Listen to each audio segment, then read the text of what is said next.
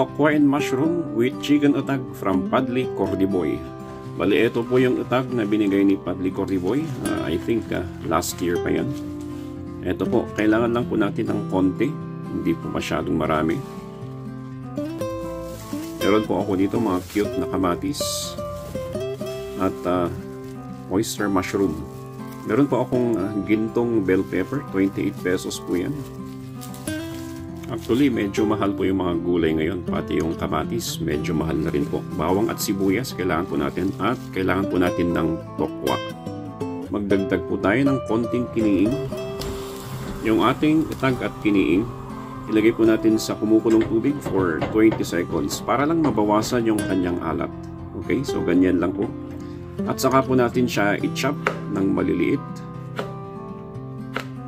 At pag na-chop na po natin, ilagay po natin sa kumukulong tubig at palambutin po natin yan. At habang nagpapalambot po tayo, i-prepare na natin yung ating mga tokwa. I-deep fry po natin yan hanggat sa mag-golden brown. At prepare na natin yung ating sibuyas, bell pepper. At mag-chop tayo ng bawang, kamatis. At eto, oyster mushroom. Pwedeng kahit anong mushroom dyan po.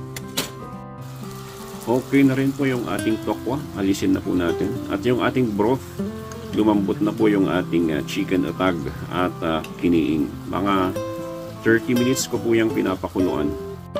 Okay, at naglusaw po ako ng cornstarch pang palapot. Ready na po tayong magluto. Handa na po yung ating mga elements. Iyan po, masarap po ito. Una pong gagawin natin, igisa natin yung ating bawang or tustahin natin ng bahagya. Konting tusta lang po. At ilagay po natin yung ating sibuyas para lumabas yung flavor. Isutay po natin siya. At ilagay po natin yung ating bell pepper. Gisahin rin natin ng saglit, bahagya.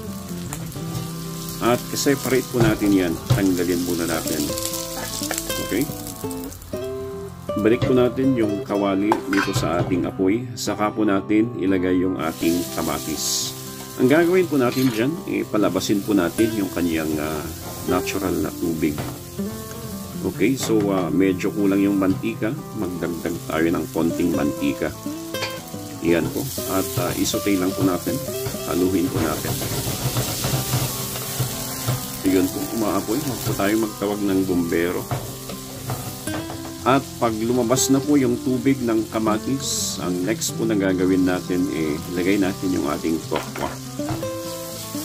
Haluin lang po natin ng bahagya. Saka po natin ilagay yung ating broth, yung ating chicken utag with kiniing. Yan po yung utag na galing kay Padli Cordiboy.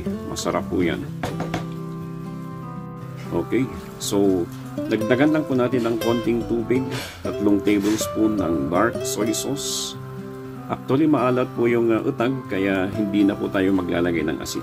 Konting paminta lang po, saka po natin siya hahaluin.